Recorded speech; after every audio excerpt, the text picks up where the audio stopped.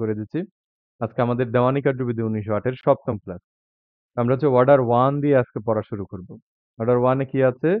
Parties of suit, মোকদ্দমার পক্ষসমূহ। তাহলে পার্টিস অফ স্যুট কে হবে? মোকদ্দমার পক্ষ কে হবে? মোকদ্দমার পক্ষ হবে আপনার বাদী হবে পক্ষ, বিবাদী হবে পক্ষ। তাহলে মামলার বাদী এবং বিবাদী কি? মোকদ্দমার পক্ষ, পার্টিস অফ স্যুট। একাদেশে এমসিকিউ পরীক্ষায় কোশ্চেন আসবে যে পার্টিস অফ স্যুট মোকদ্দমার পক্ষসমূহ, এখান থেকে ৮ বিধি থেকে কোশ্চেন হয়। একাদেশের ৮ বিধি। রিপ্রেজেন্টেটিভ স্যুট আমরা পড়বো, সবই পড়বো এখান থেকে যেগুলো এমসিকিউ পরীক্ষায় আসার মতো। এমসিকিউ পরীক্ষায় কোশ্চেন আসে এবং আসবে।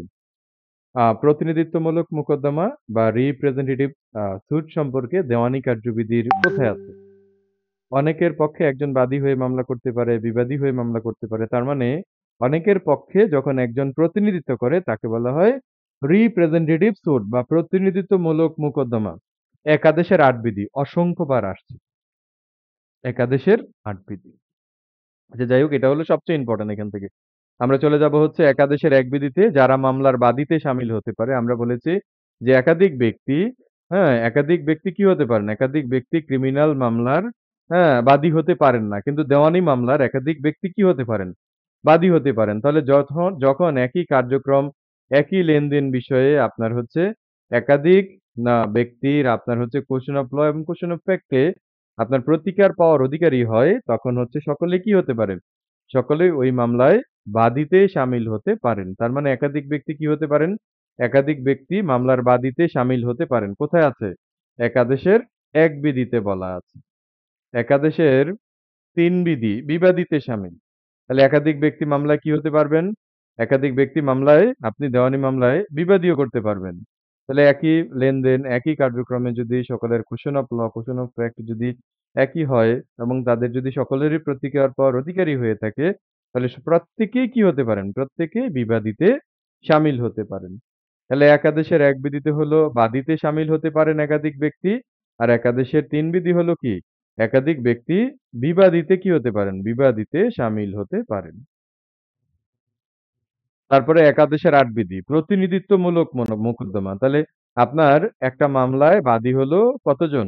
বাদী হলো ২০ জন। তাহলে ২০ জন বাদীর পক্ষে একজন প্রতিনিধি হয়ে কি করতে পারবেন? মামলা দায়ের করতে পারবেন। অথবা একটা মামলায় হচ্ছে ২০ জন বা ৩০ জন হলেন বিবাদী। তাহলে একাধিক ব্যক্তি যদি বিবাদী হন, তাহলে একাধিক ব্যক্তির বিবাদীর পক্ষে একজন বিবাদী হয়ে কি করতে পারবেন? লিখিত জবাব দাখিল করতে পারবেন। তাহলে অনেকের পক্ষে একজন বাদী বা বিবাদী হয়ে মামলা পরিচালনা করতে পারবেন। এক্ষেত্রে আদালতের অনুমতি নিয়ে করতে হবে। সকলের পক্ষে যখন একজন ব্যক্তি মোকদ্দমা দায়ের করেন বা সকলের পক্ষে যখন একজন ব্যক্তি জবাব দাখিল করেন, তাকেই বলা হয় কি? প্রতিনিধিত্বমূলক মোকদ্দমা বা রিপ্রেজেন্টেটিভ স্যুট। তারপরে হচ্ছে একাদেশের ৯ বিধি মিসজয়েন্ডার এবং নন জয়েন্ডার। আমরা ইউনিভার্সিটিতে পড়েছি, স্যাররা পড়িয়েছিল। এখন অনেকেই ভুলে গেছি। মিসজয়েন্ডার আর নন জয়েন্ডার কি? মিস মানে হলো মামলায় যে প্রয়োজনীয় পক্ষ নয়, কিন্তু ভুল করে কি হয়ে গেছে? মামলায় যুক্ত হয়ে গেছে। তাহলে মামলায় যে প্রয়োজনীয় পক্ষ নয়, কিন্তু ভুল করে যুক্ত হয়েছে তাকে বলা হয় কি? তাকে বলা হয় মিসজয়েন্ডার। আর নন জয়েন্ডার কি?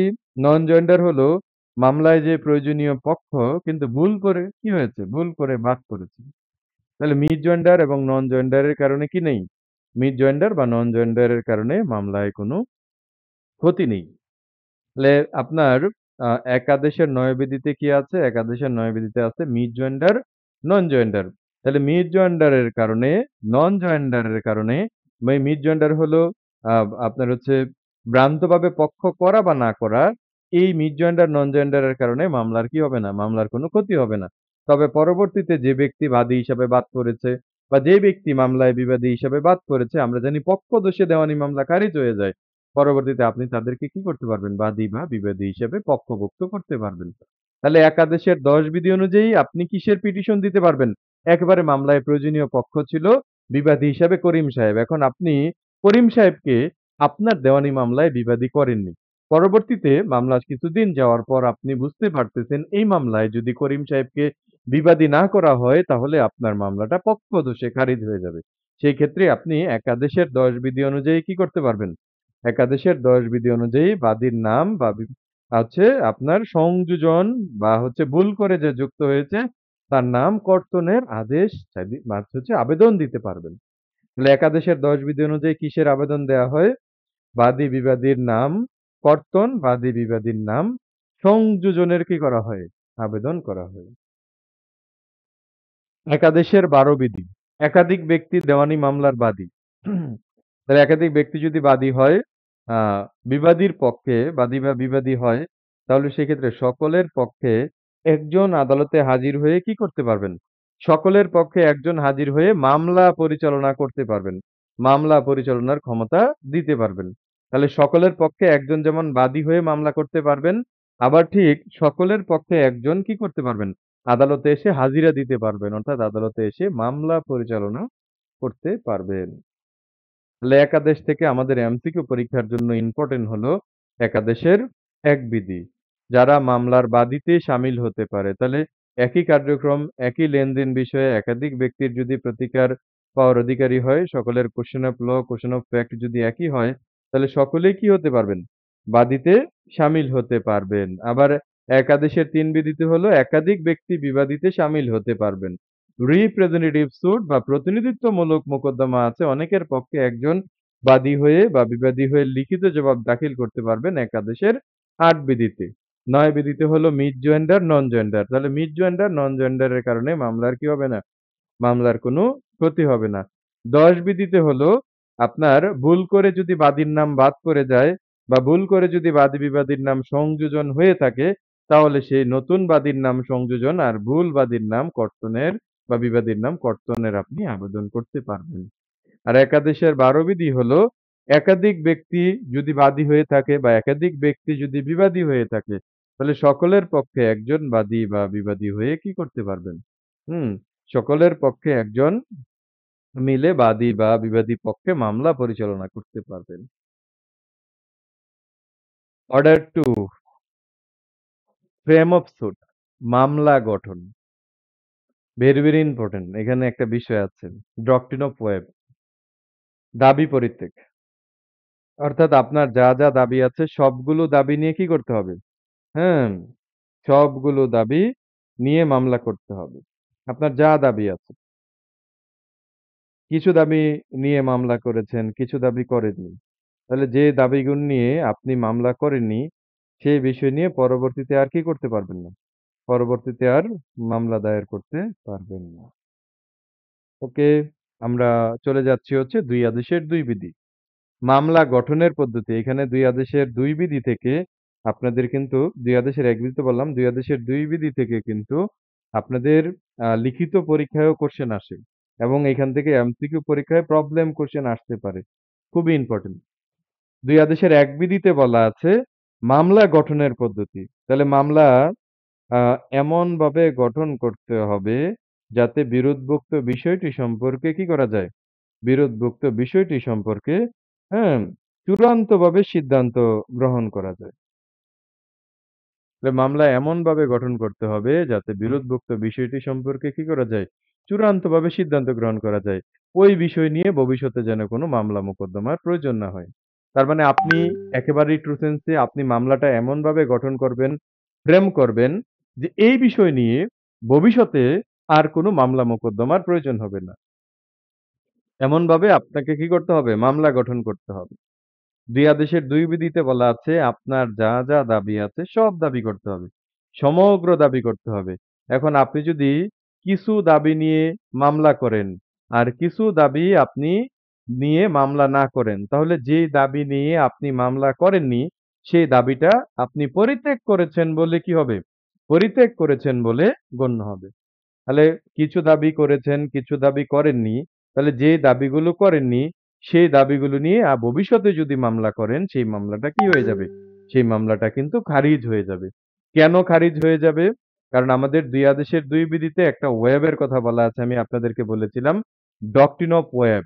ডক্ট্রিন অফ ওয়েব মানে হলো কি? দাবি পরিত্যাগ। আমাদের ২ আদেশের ১ বিধিতে বলা আছে মামলা এমনভাবে গঠন করতে হবে যাতে বিরোধভুক্ত বিষয়টি সম্পর্কে কি করা যায়?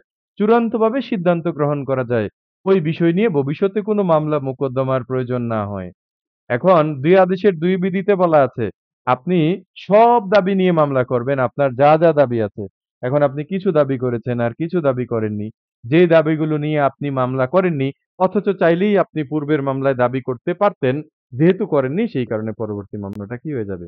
পরবর্তী মামলাটা খারিজ হয়ে যাবে। যেটাকে আমরা বলি বার্ড বাই ল বা হচ্ছে বিধি দ্বারা নিষেধ করা।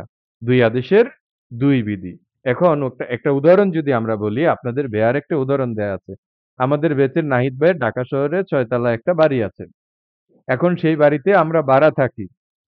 হঠাৎ করেই করোনা ভাইরাস এসেছে। করোনা ভাইরাসের কারণে আমরা হচ্ছে ফ্ল্যাটের ভাড়া দিতে পারতেছি না।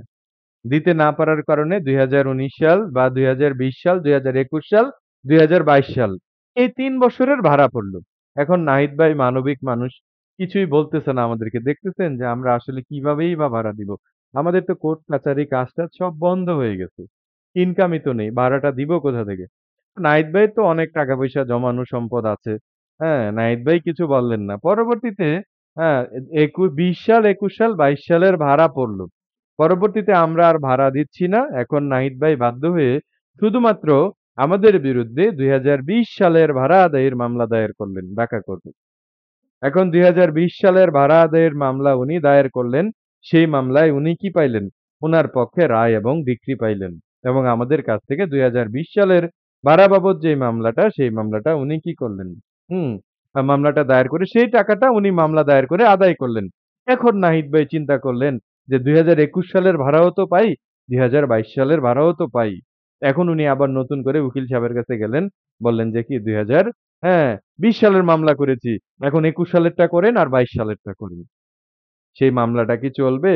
সেই মামলাটা কিন্তু চলবে না। সেই মামলাটা পরবর্তী মামলাটা খারিজ হয়ে যাবে। কেন খারিজ হয়ে যাবে? নাহিদ ভাই কি ২০২১ সালের ২২ সালের ভাড়ার জন্য কখনোই মামলা করেছিলেন? কখনোই তো মামলা করেননি। তারপরেও কেন খারিজ হবে?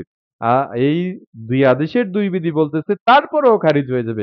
কারণ নাহিদ ভাই ইচ্ছে করলেই উনি যখন প্রথম ২০২০ সালের ভাড়া আদায়ের জন্য মামলা দায়ের করেছিলেন, সেইখানে কিন্তু ২১ সাল এবং ২২ সালের ভাড়া কিন্তু উনি দাবি করতে পারতেন।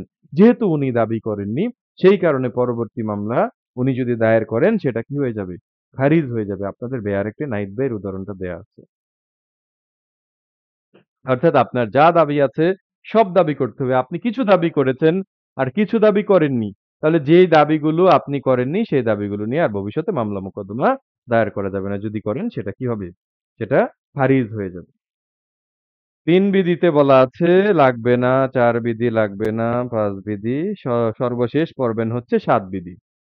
মিট জয়েন্ডারের বিষয়ে আপত্তি। তাহলে মিট জয়েন্ডারের বিষয়ে কখন আপত্তি দিতে হবে? বিচার্য বিষয় নির্ধারণের সময় অথবা তার পূর্বে কি করতে হবে? মিট জয়েন্ডারের বিষয়ে সর্বাগ্রে আপত্তি দিতে হবে। তাহলে বিচার্য বিষয় নির্ধারণের সময় অথবা তার পূর্বে কি করতে হবে? আপত্তি দিতে হবে। আমরা সবাই কি হতে চাই?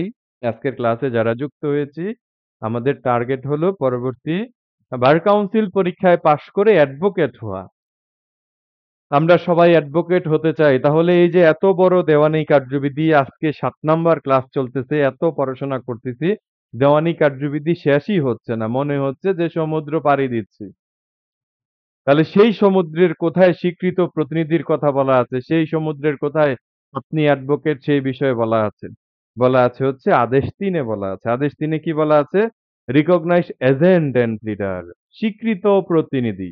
তাহলে স্বীকৃত প্রতিনিধি সম্পর্কে কোথায় বলা আছে? অর্ডার ৩ তে বলা আছে। ৩ আদেশের ১ বিধিতে বলা আছে আদালতে হাজিরা।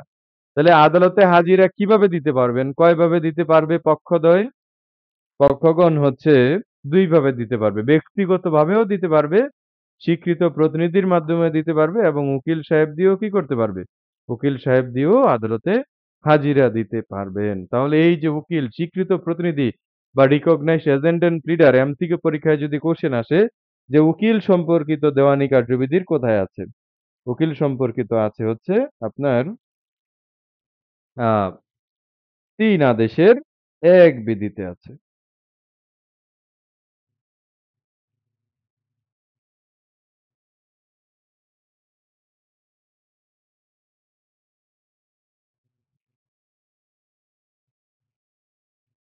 ওকে। তারপরে হলো স্বীকৃত প্রতিনিধি। স্বীকৃত প্রতিনিধি আ আপনার কে? ৩ আদেশের ২ বিধি। যাকে পাওয়ার অফ অ্যাটর্নি দিয়ে পক্ষগণ কি করেছেন? পক্ষগণ আ নিযুক্ত করেছেন, যাকে পাওয়ার অফ অ্যাটর্নি দিয়ে তাকে বলা হয় কি? তাকে বলা হয় আপনার হচ্ছে স্বীকৃত প্রতিনিধি। যাকে পাওয়ার অফ অ্যাটর্নি দিয়ে আপনার হচ্ছে কি করা হয়েছে? যাকে পাওয়ার অফ অ্যাটর্নি দিয়ে প্রতিনিধি করা হয়েছে। একটা মামলা ছিল আমাদের ফ্যামিলিরই। আ আমার নানু খুবই অসুস্থ ছিলেন। উনি এখন মারা গেছেন। আল্লাহ জান্নাতবাসী করুক। উনি যখন অনেক বেশি অসুস্থ ছিলেন যে উনি বাদী হয়ে একটা মামলা করেছিলেন। সংশোধনের মামলা। উনি কিছুটা সাক্ষী দিয়ে কোর্টে তারপরে অসুস্থ হয়ে গিয়েছিলেন। তাহলে এই ক্ষেত্রে উনি যে আ আপনার হচ্ছে মামলা পরিচালনা করবেন, কোর্টে এসে সাক্ষী দিবেন এরকম শক্তি উনার ক্ষমতা ছিল না। সেক্ষেত্রে উনি কি করেছিলেন? আমাদের ফ্যামিলির একজন মেম্বারকে পাওয়ার অফ অ্যাটর্নি দিয়ে কি করেছিলেন? প্রতিনিধি করেছিলেন। তাহলে এই স্বীকৃত প্রতিনিধি কে? যাকে পাওয়ার অফ অ্যাটর্নি দ্বারা প্রতিনিধি করা হয়েছে তাকেই বলা হয় কি? স্বীকৃত প্রতিনিধি। ৩ বিধিতে বলা আছে প্রতিনিধির প্রতি সমন। তাহলে প্রতিনিধিকে যদি সমন দেওয়া হয়, যাকে পাওয়ার অফ অ্যাটর্নি দিয়ে আপনার হচ্ছে প্রতিনিধি করা হয়েছে, তাকে যদি সমন দেওয়া হয় তাহলে সেই সমনটা ব্যক্তিগতভাবে জারির ন্যায় কি হবে? ব্যক্তিগতভাবে জারির ন্যায় কার্যকর হবে। তারপরে হলো আপনার ৩ আদেশের ৪ বিধি। কুশলী নিয়োগ, আইনজীবী নিয়োগ ভেরি, ভেরি ইম্পোর্টেন্ট। আপনাদের এমসিকিউ পরীক্ষায় আসবে, আপনাদের সময় গিয়ে দেখবেন যে আইনজীবী নিয়োগ সম্পর্কিত বিধান দেওয়ানি কার্যবিধির কোথায় আছে? একটু লাল কালি দিয়ে দাগায় রাখেন। Very, very important. তাহলে আইনজীবী নিয়োগ বা কুশলী নিয়োগ সম্পর্কিত বিধান আছে হচ্ছে দেওয়ানি কার্যবিধির কত আদেশের কত বিধিতে? ৩ আদেশের ৪ বিধিতে। তাহলে আপনি অ্যাডভোকেট সাহেব, আপনি কুশলী, আপনি আইনজীবী। যতক্ষণ পর্যন্ত না আপনি পক্ষ দ্বারা অর্থাৎ মামলায় যারা পার্টি, বাদী বা বিবাদী, পক্ষ দ্বারা প্রতিনিধি দ্বারা যতক্ষণ না পর্যন্ত আপনি নিয়োগপ্রাপ্ত হচ্ছেন, ততক্ষণ পর্যন্ত আপনি ওই পক্ষের পক্ষে মামলা পরিচালনা করবেন না। এবং যদি আপনি একবার নিয়োগপ্রাপ্ত হন, যতক্ষণ না আপনি মারা যাচ্ছেন, যতক্ষণ না ওই নিয়োগ বাতিল হচ্ছে, যতক্ষণ না ওই মামলার সমাপ্তি ঘটতেছে, ততক্ষণ পর্যন্ত কি থাকবে? ততক্ষণ পর্যন্ত ওই নিয়োগ বহাল থাকবে। ৫ বিধিতে বলা আছে কুশলীর প্রতি সমন, আইনজীবীর প্রতি সমন। তাহলে আইনজীবীর প্রতি যদি সমন দেওয়া হয়, ওই সমন কি হবে? ওই সমন ব্যক্তিগতভাবে জারির ন্যায় কি হবে? জারির ন্যায় বিবেচিত হবে। ভেরি, ভেরি ইম্পোর্টেন্ট মুলতবি অ্যাডজর্নমেন্ট সত্র আদেশ কিন্তু সংশোধন হয়েছে। সর্বশেষ ২০২৫ সালের যেই সংশোধনী হয়েছে দেওয়ানি কার্যবিধি, আম সেই সংশোধনীতে কিন্তু সত্র আদেশ সংশোধন হয়েছে। অনেকেরই হয়তোবা জানা নেই। প্রতিবারই সত্র আদেশ থেকে এমসিকিউ পরীক্ষায় কিন্তু কোয়েশ্চেন আসে। তাহলে সত্র আদেশটা আমরা একটু সামারি করে ফেলি। সত্র আদেশের ১ বিধি। সত্র আদেশের ১ বিধির তে বলা আছে এখানে উপবিধি ৪ এ আছে আরকি। সত্র আদেশের ১ বিধির উপবিধি ৪ এ। চূড়ান্ত শুনানির আগে। তাহলে চূড়ান্ত শুনানির আগে আদালত খরচ ছাড়া কয়টি মুলতবি অনুমোদন করতে পারেন? সবাইকে আনমিউট করে দিচ্ছি। এটা বুঝার আছে।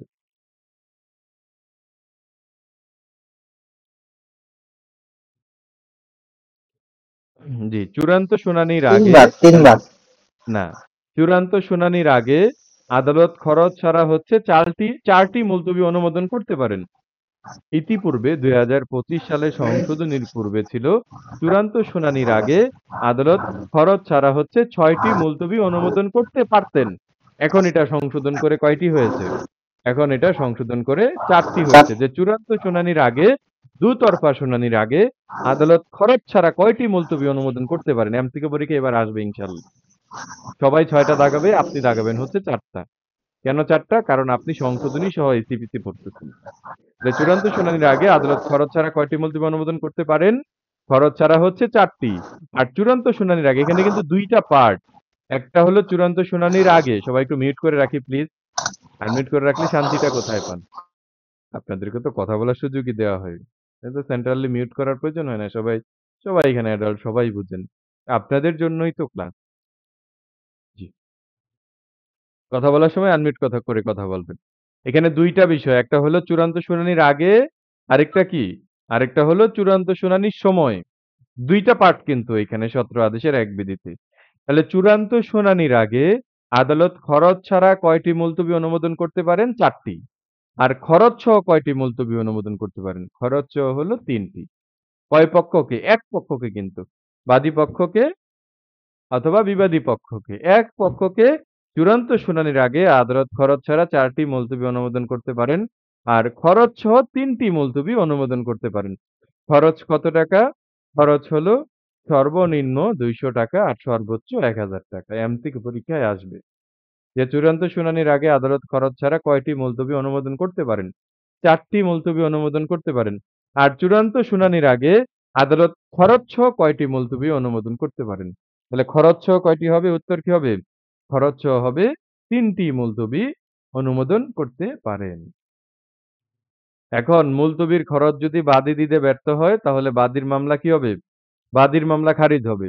আর এই মুলতবির খরচ যদি বিবাদী দিতে ব্যর্থ হয়, বিবাদীর মামলা কি হবে? একতরফা নিষ্পত্তি হবে। তাহলে আমরা ১ম এ যেটা পড়লাম, এই যে আদালত মুলতবি অনুমোদন করতে পারেন সেটা কি? কিসের আগে? চূড়ান্ত শুনানির আগে। এখন আসি চূড়ান্ত শুনানির পর্যায়ে বা চূড়ান্ত শুনানির সময়।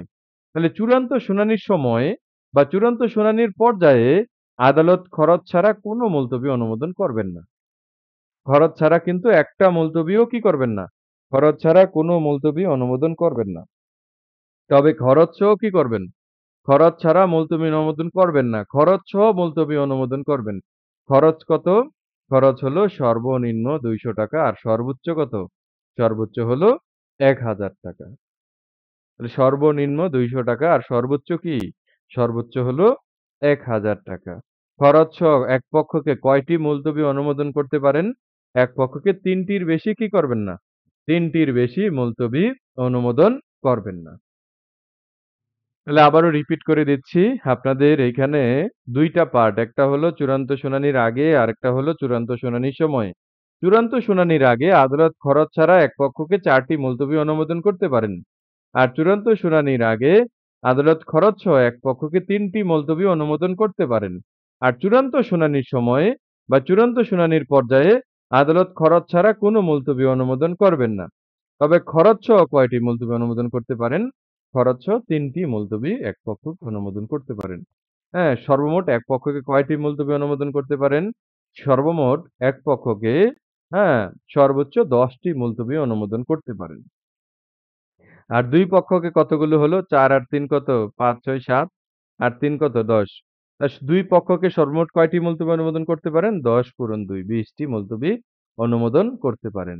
এখন মুলতবির খরচ যদি বাদী দিতে ব্যর্থ হয়, তাহলে সেই ক্ষেত্রে কি হবে? সেই ক্ষেত্রে বাদীর মামলা কিন্তু খারিজ হয়ে যাবে। আর মুলতবির খরচ যদি বিবাদী দিতে ব্যর্থ হয়, তাহলে বিবাদীর বিরুদ্ধে মামলাটা কিভাবে নিষ্পত্তি হবে? একতরফা সূত্রে নিষ্পত্তি হবে। এখন আপনাদের কাছে কোয়েশ্চেন, আমি নাম মেনশন করে কোয়েশ্চেন করব। যাকে কোয়েশ্চেন করব তিনিই শুধুমাত্র উত্তর দিবেন। অন্য কেউ যদি উত্তর দেন তাহলে সঠিক বলে মনে হবে না। আব্বাস আলী ভাই নিশ্চয়ই আপনি শুনতে পাচ্ছেন? সিআইডির আব্বাস আলী ভাই। একটু আনমিউট করে বলবেন আপনার কাছে কোয়েশ্চেন আছে।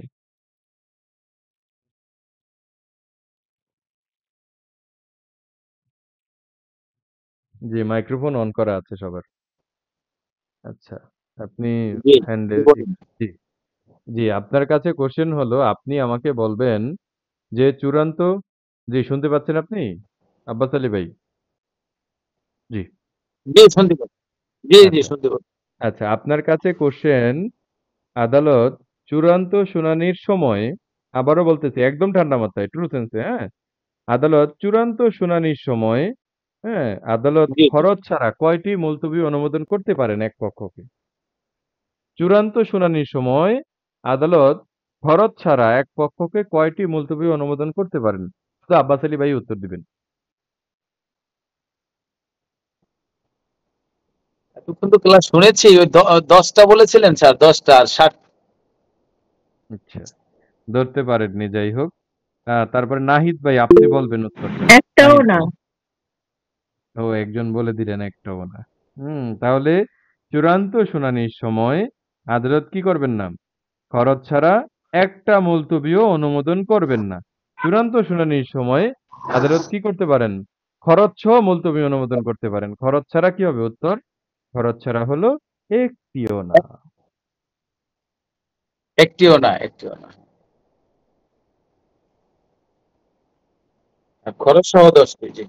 জি। তাহলে সর্বনিম্ন হলো ২০০ টাকা আর সর্বোচ্চ হলো ১,০০০ টাকা। এক পক্ষকে কয়টির বেশি ১,০০০ মুলতবি টাকা। অনুমোদন করবে না? ৩ টির বেশি মুলতবি অনুমোদন করবে না। এখন মুলতবির খরচ যদি বাদী দিতে ব্যর্থ হয়, বাদীর মামলা কি হয়ে যাবে? বাদীর মামলা খারিজ হয়ে যাবে। বিবাদী দিতে ব্যর্থ হলে বিবাদীর বিরুদ্ধে হচ্ছে একতরফা খারিজ হয়ে জি, থ্যাংক ইউ। এখন আ যদি প্রতিকার কি? এখন এক বিধির উপবিধি ৩ এবং উপবিধি ৪ অনুযায়ী যদি বাদীর মামলা খারিজ হয়ে যায় আর বিবাদীর বিরুদ্ধে একতরফা সূত্রে নিষ্পত্তি হয়, তাহলে সেই ক্ষেত্রে প্রতিকার কি? প্রতিকার হলো ৩০ দিনের মধ্যে আপনি আবেদন করতে পারবেন ৳২,০০০ খরচ জমা দিয়ে। কিসের জন্য? মামলাটি পুনর্বহালের জন্য। তাহলে আপনার বাদীর দোষে যদি খরচ না দেওয়ার জন্য যদি মামলা খারিজ হয়ে যায়, বাদী ৩০ দিনের মধ্যে ৳২,০০০ খরচ জমা দিয়ে মামলাটি কি করতে পারবেন? মামলাটি পুনর্বহালের জন্য আবেদন করতে পারবেন। আবার বিবাদীও কি করতে পারবেন? বিবাদীও আপনার হচ্ছে ৩০ দিনের মধ্যে ৳২,০০০ খরচ জমা দিয়ে মামলাটি পুনর্বহালের আবেদন করতে পারবেন। এখন সত্র আদেশের ২ বিধিতে বলা আছে, আদালত যেই সময় পর্যন্ত মুলতবি অনুমোদন করেছেন, আজকে আমাকে একটু ছেড়ে দিতে হবে, হ্যাঁ? আমি ফিজিক্যালি খুবই ক্লান্ত, তারপরেও ক্লাস নিচ্ছি, হ্যাঁ? আ ২ বিধিতে বলা আছে, পক্ষগণ নির্ধারিত দিনে যদি হাজির না হয়, আদালত আপনাকে একটা নির্দিষ্ট সময় অনুমোদন করেছেন, অনুমতি দিয়েছেন।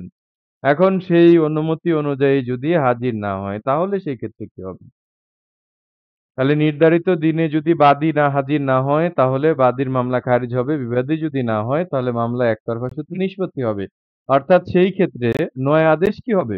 ৯ আদেশ ফলো করা হবে। পক্ষগণ যেই তারিখ পর্যন্ত মুলতবি রেখেছিল আদালত, সেই তারিখে যদি বাদী হাজির না হয় বা বিবাদী হাজির না হয়, তাহলে সেক্ষেত্রে অর্ডার ৯ অনুযায়ী কি হবে? মামলা নিষ্পত্তি হবে। ৩২ আদেশ।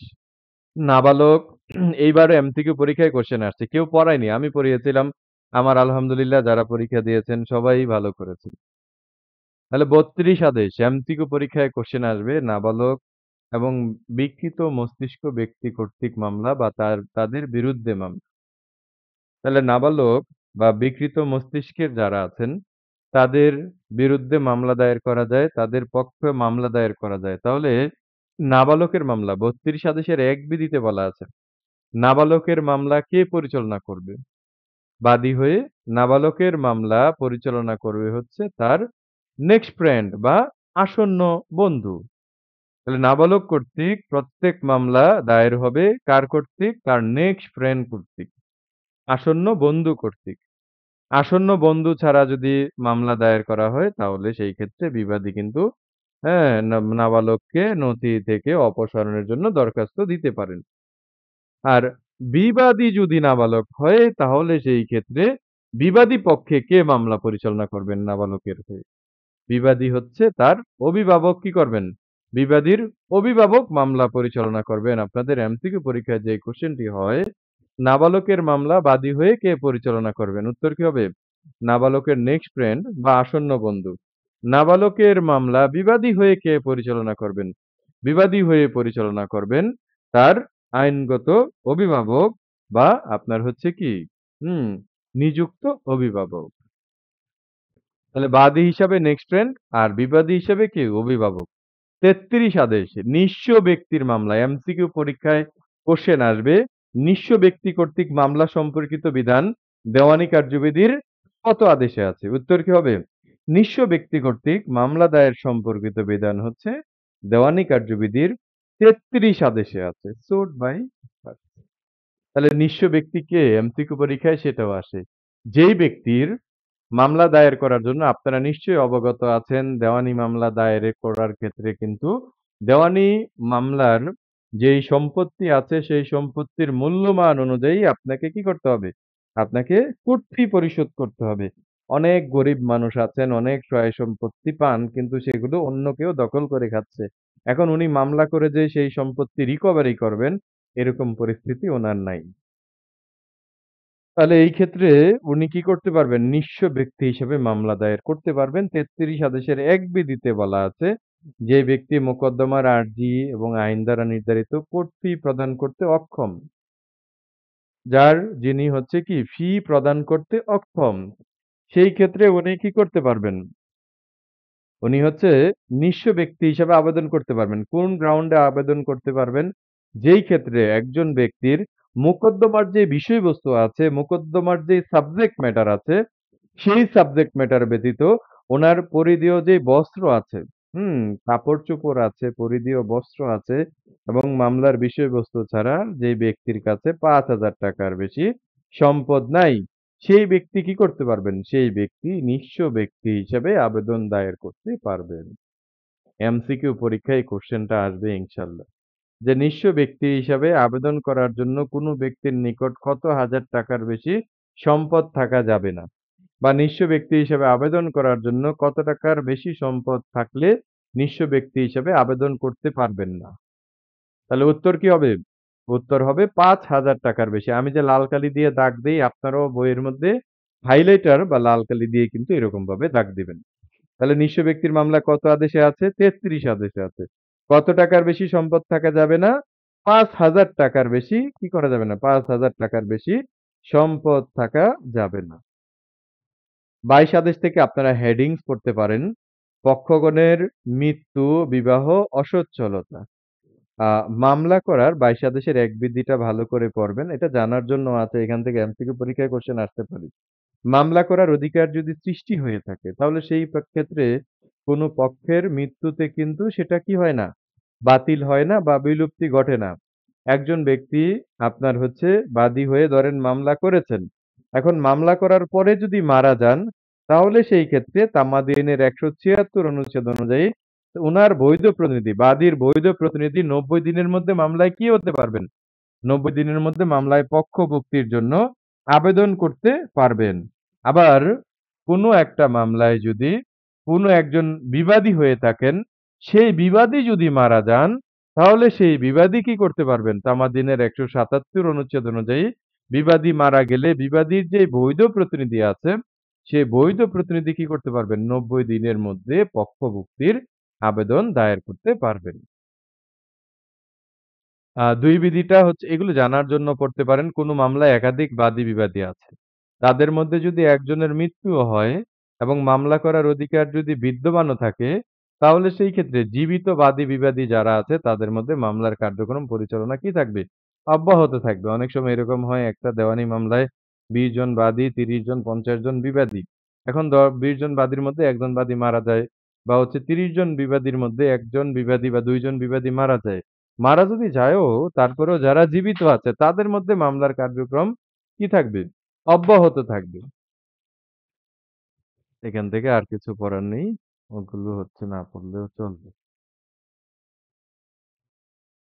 Thank you. আমাদের আরো অল্প কিছু পড়া আছে। এটা যদি আপনারা অনুমতি দেন তাহলে কালকে শেষ করে দিই।